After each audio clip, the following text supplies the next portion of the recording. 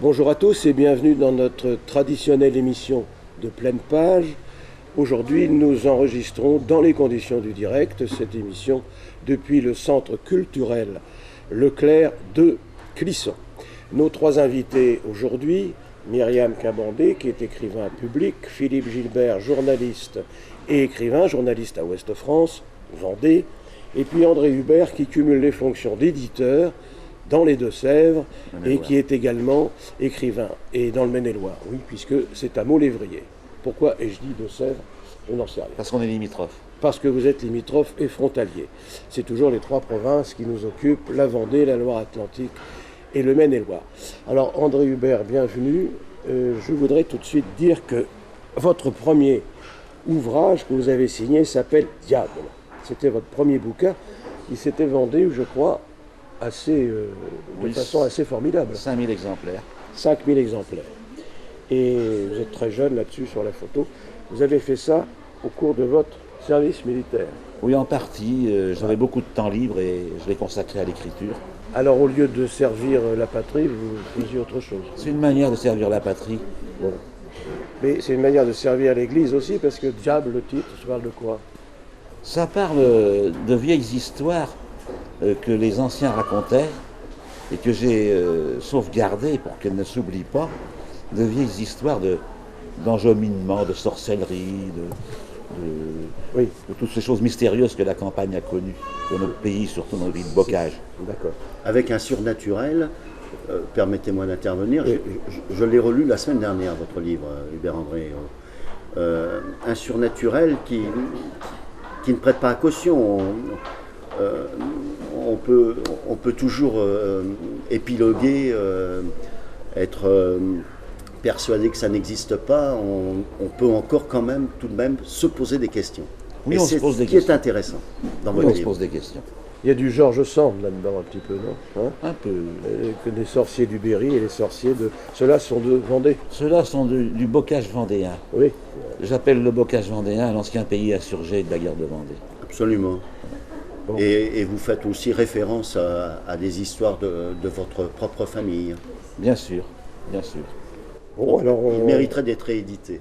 il mériterait d'être réédité Oui. par l'éditeur que nous avons ici. Le remanier et l'augmenter, parce qu'il y a beaucoup d'autres histoires qu'on pourrait ajouter. J'en ai D'accord. plein. Bon, alors ça s'appelle Diable et c'était édité à l'époque au Cercle Fantastique. Cercle d'or, Et au Cercle d'Or, c'est monsieur Jean Huguet, qui a été notre maître à tous, notre parrain, notre parrain. qui nous a mis le pied à l'étrier. Oui. Jean Huguet, qui nous a quittés en 2006, à l'âge de 85 ans, a occupé dans l'édition, notamment en Vendée, un désert au début des années 70. Et il vous a mis le pied à l'étrier, tout comme il l'a fait pour Yves Violier, par Absolument. Et votre serviteur. exemple. Et votre serviteur, Joël Bonnemaison. Alors, on continue sur cette fois l'aspect éditeur. D'abord, André Hubert, je vais vous poser une question. Est-ce qu'un éditeur de province, on dit un petit éditeur, mais ce n'est pas péjoratif, est-ce qu'il arrive à survivre ou à vivre avec son métier? C'est difficultueux, Oui. c'est un métier avec lequel on ne fera pas fortune, c'est un métier enrichissant, c'est un métier passionnant. On y rencontre des gens extraordinaires, il y en a aussi il y a certains aussi qu'on n'a pas envie de voir quelquefois, mais on les reçoit quand même. C'est une mission. En quelque sorte, nous sommes des missionnaires du livre, parce que nous détectons dans nos régions les talents d'écrivains, les talents d'historiens. Ces talents que nous détectons dans nos régions, la grande édition parisienne n'a pas le temps de s'en occuper et ne veut pas s'en occuper. Et nous le faisons à l'échelon de notre région, et quelquefois ils s'en détachent un ou deux Par qui exemple, deviennent des gens comme par l'a exemple. fait Yves Violier comme l'a fait Jean Huguet avec Yves Violier, qui est devenu un auteur national maintenant. Mais si on n'avait pas eu Jean Huguet il y a 40 ans pour détecter le talent d'Yves Violier, il ne serait pas chez Lafon aujourd'hui. Parce que il faut des. Moi j'en ai un comme ça dans mes auteurs qui maintenant est publié, il est même dans le livre de poche et dans France Loisirs et tout ça. Il a été édité par des éditeurs parisiens. Il a commencé chez moi il y a une quinzaine d'années avec un livre qui a tiré à 500 exemplaires qui s'appelait La Batteuse. Et puis voilà, et puis c'est parti, et maintenant il a continué à écrire. C'est un auteur que j'ai détecté sans le faire exprès. Ah oui. Mais après, il a le pied à l'étrier, il a continué.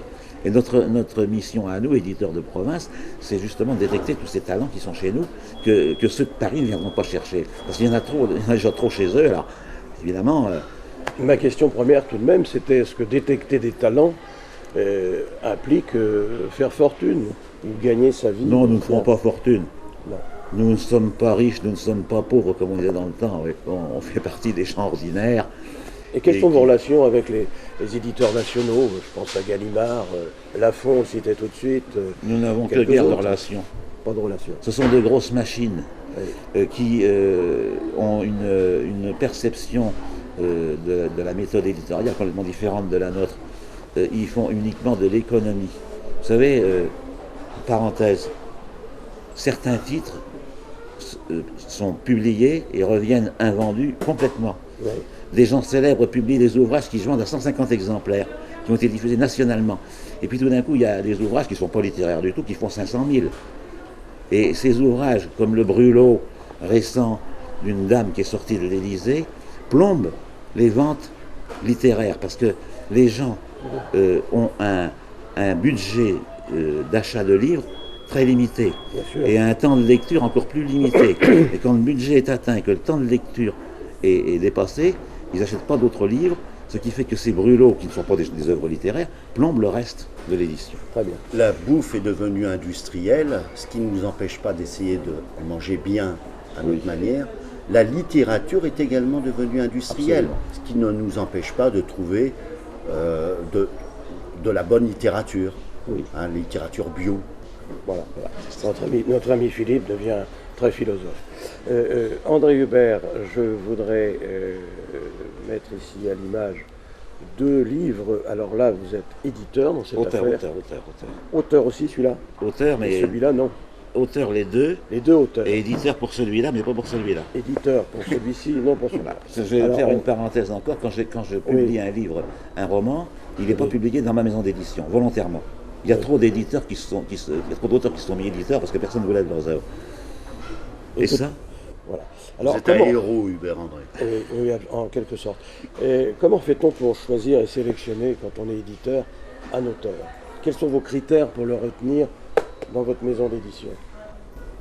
il vient me voir, l'auteur, en principe, où il m'envoie son œuvre, puis je lis ou j'essaie de lire quelquefois. Et puis il y a plein de choses qui rentrent en ligne de compte. Il y a le sujet, il y a la qualité de l'ouvrage, et puis il y a les possibilités de le vendre. Il y a des chefs-d'œuvre qu'on ne publiera jamais parce qu'on sait qu'on ne les vendra jamais. Et puis il y a des choses qui sont moins bien, quelquefois qui se vendent très bien. Et c'est comme ça, on n'y peut rien. C'est un peu le client qui décide. Voilà. Alors, vous êtes situé à Montlévrier, on l'a dit tout à l'heure. Vous vous appelez Hérault. Oui, comme le département de l'Hérault. Oui. Et dans cette commune a vu naître dans ses murs un certain Premier ministre qui d'ailleurs, phonétiquement, se nomme et s'appelle Hérault aussi. Absolument. Je veux parler de Jean-Marc. Vous avez connu ce personnage célèbre? Nous étions camarades d'école primaire.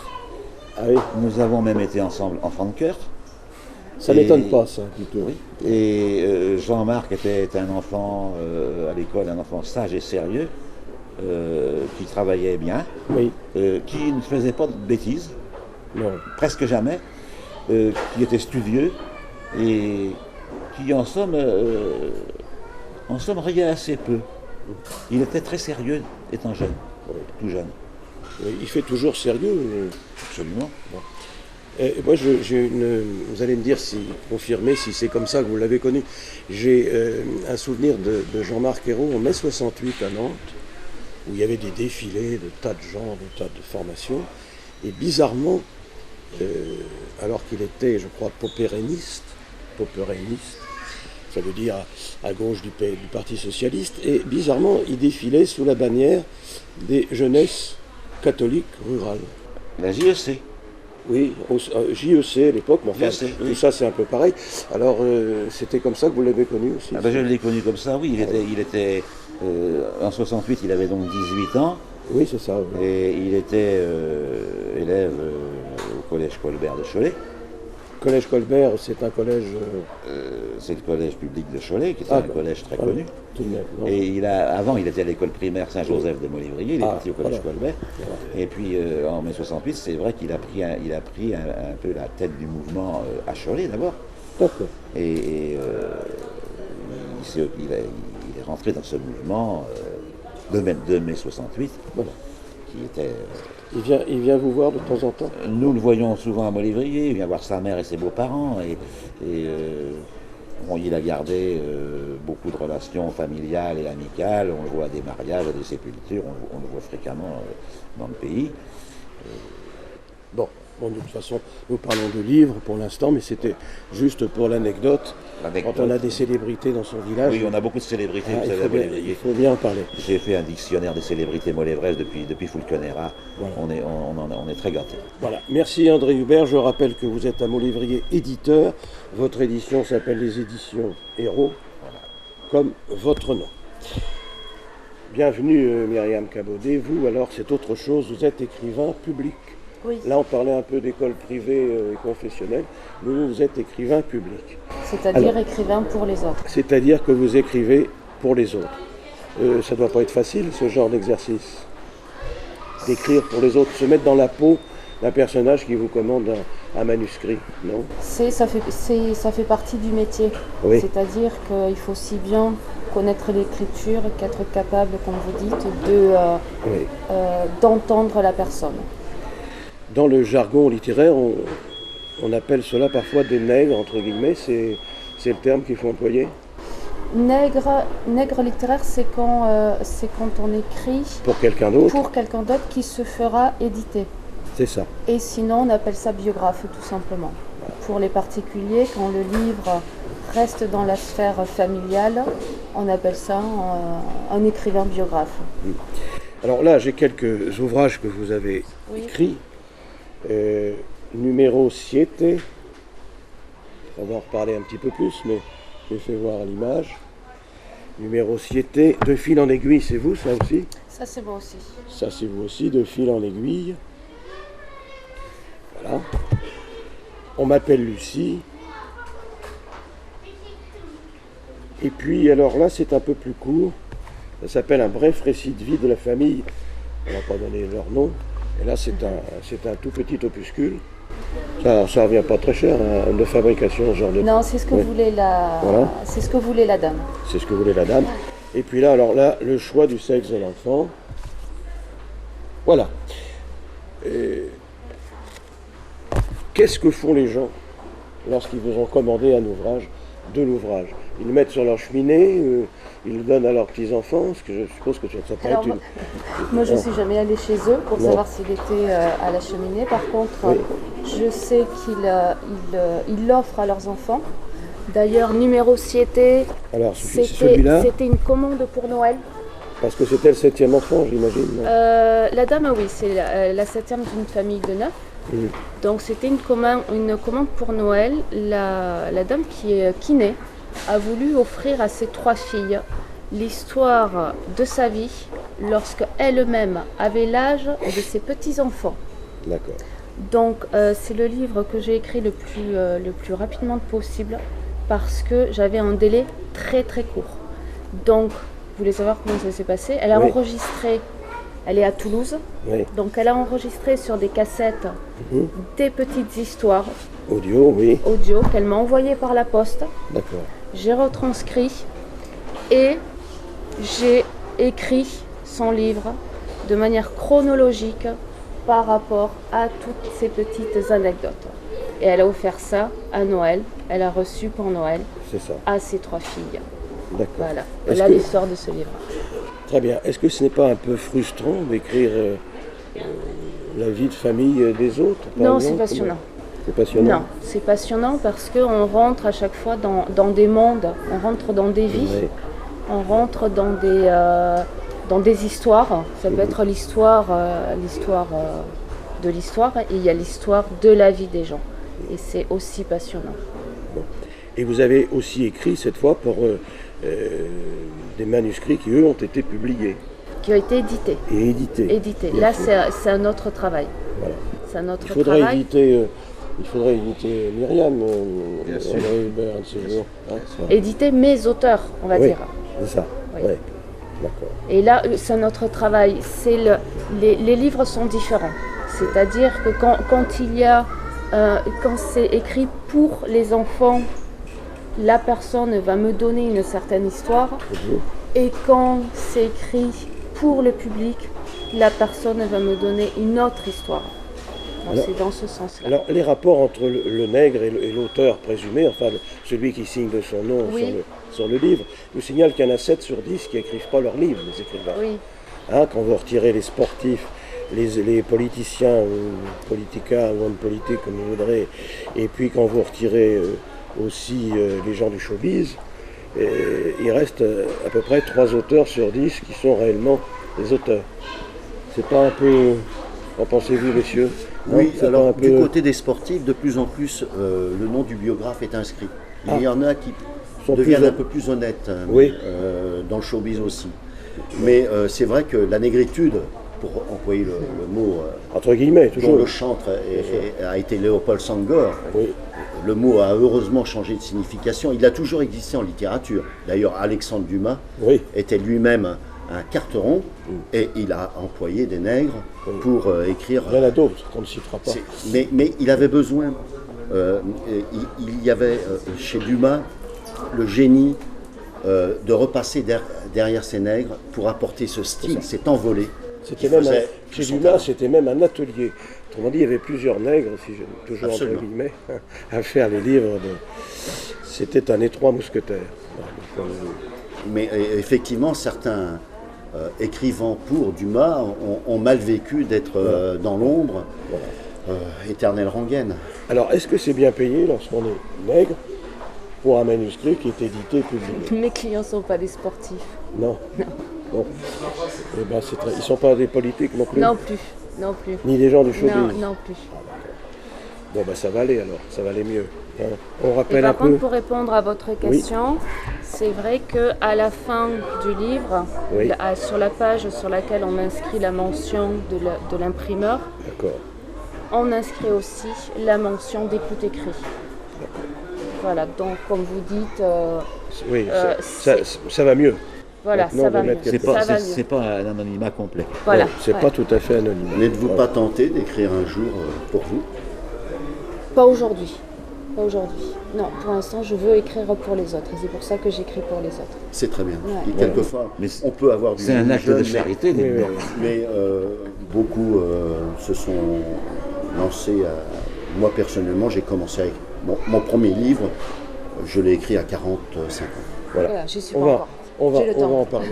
On va en parler. Merci Myriam. Avec plaisir.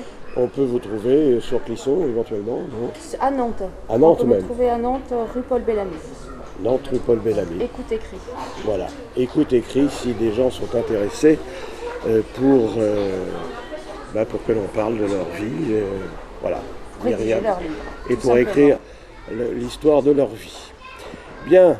Philippe Gilbert. Quelle ambiance au Journaliste. Centre Leclerc de Ah oui, Clisson. oui, il y a beaucoup Ça de fait choses. plaisir. Vous savez que, juste pour l'anecdote, la première fois que je suis venu au Centre Leclerc de Clisson, il y a 15 ans, je rejoignais sur le parking à 6 h du matin un petit convoi humanitaire qui prenait la direction de la Bosnie.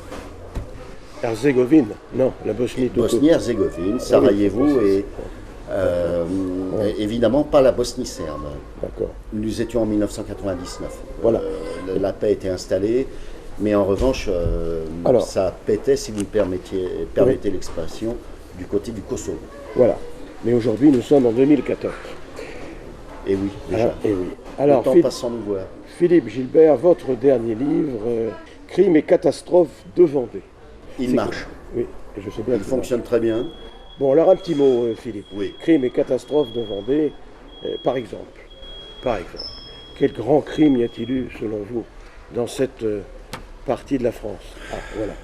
Vous savez, d'abord, la Vendée, et comme d'autres départements, il n'y a pas eu plus ou moins de catastrophes et de crimes.